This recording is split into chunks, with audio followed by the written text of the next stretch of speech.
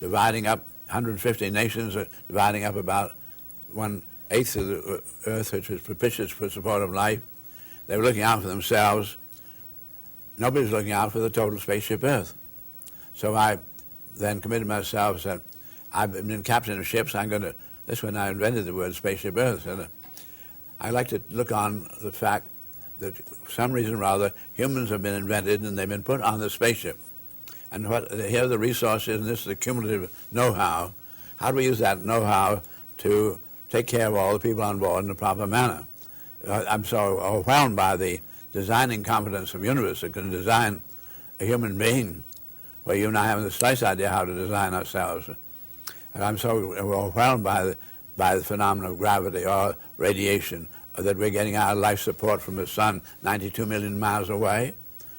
All this thing was so overwhelmingly exciting when you began to do your own thinking, that it really launched me on a pattern where I found myself in a 50-year, half-century commitment to, if possible, employ the advanced science, which is going only into weaponry, to do more with less, so that you might sometime do so much with so little, you might be able to take care of everybody, and make all of politics invalid.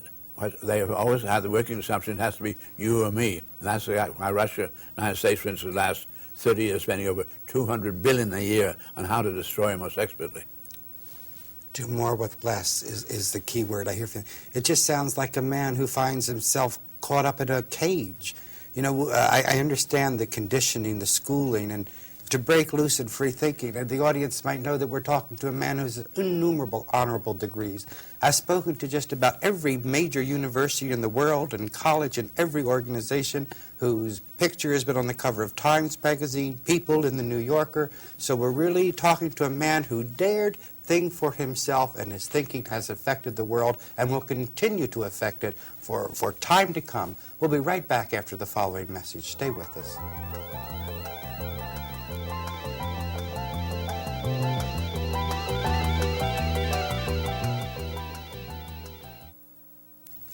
You started by saying that you wanted to commit your life as it is now to humanity, to making the planet a better place to live. I want to go back to the first segment where you state that you did not speak unless you were spoken to, and you answered what you were asked. This made you aware of the power of your word. I would imagine, I spent some time, so you would understand me, in a cloistered monastery, where one does not speak, there's no radio, there's no television, there's no communication with the outside world. And the minute one stops communication with the outside world, communication with the inner world begins. Now, it is very difficult for the monastery I was in to be aware of the fact that I was communicating with an inner world with ideas and thoughts that did not fit, as you said, the game pattern. Okay. In the building industry that you were in, now that you are coming forward, doing your own thinking, because, as you said here, obviously you had nothing to lose. You were penniless. The point is whether you should take your life or not.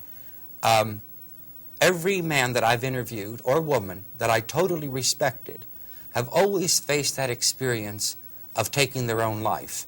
And I would even admit to including myself. There comes a point where you deal with the world, you know the world's thinking, you cannot relate to the experiences within the world, and it's either better to either play the game or get out of the game. But that always seems to bring a rebirth experience, a reborn experience again. I think scriptures say, be born again by the renewal of your mind. Would it be fair to say that of you, that you were born again from this period by the renewal of your mind, bringing forth your own thinking, your own innovations? I say that as a retrospective statement. Mm-hmm. At the time, I said the only validation of my not doing away with myself would be to turn all my experience entirely over to others and not ever again work for me. Mm-hmm.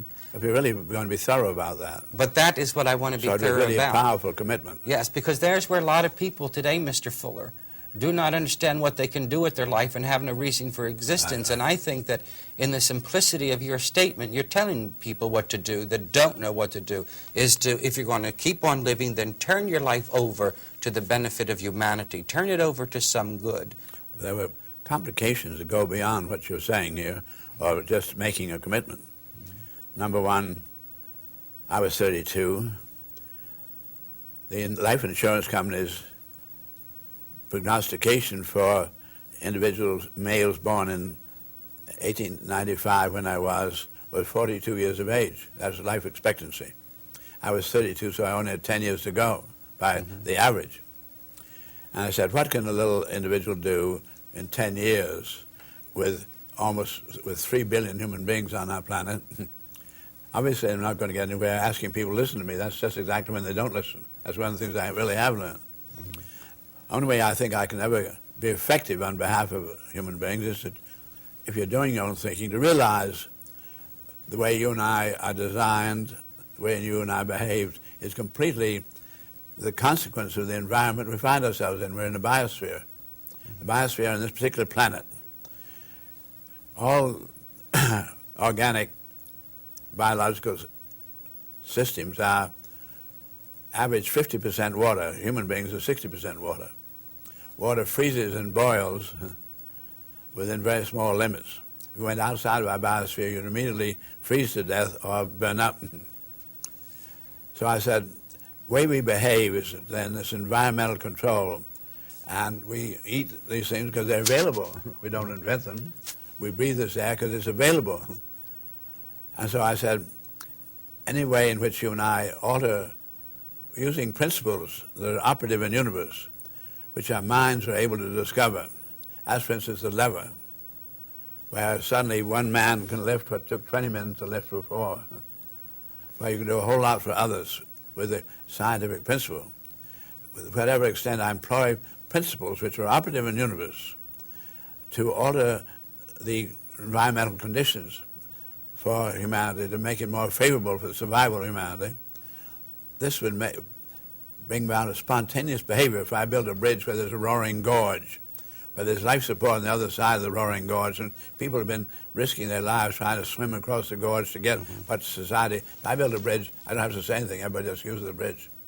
So that I would commit myself then to producing artifacts and not trying to reform the human beings, but to take part in nature's own evolutionary reforming of our own environment by virtue of using of these tools.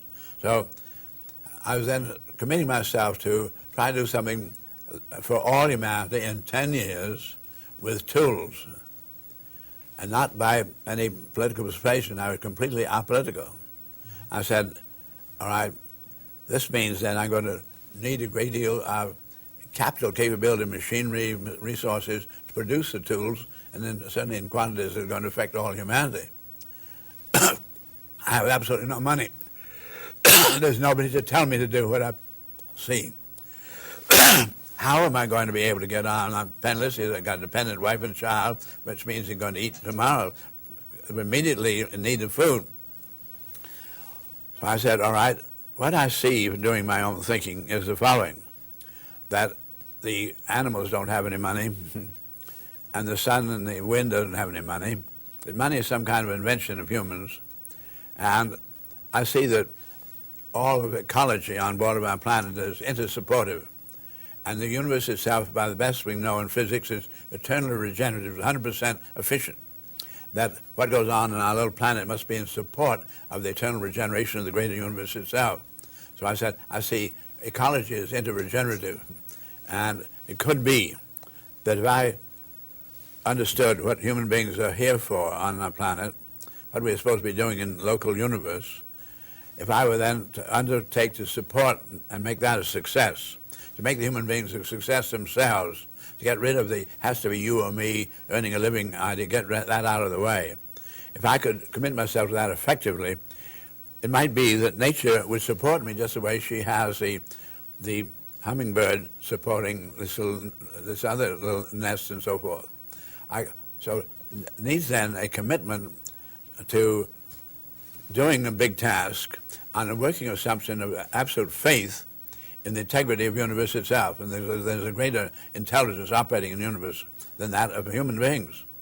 And that if you'll commit yourself to a faith in that, you may find that you can get on. But some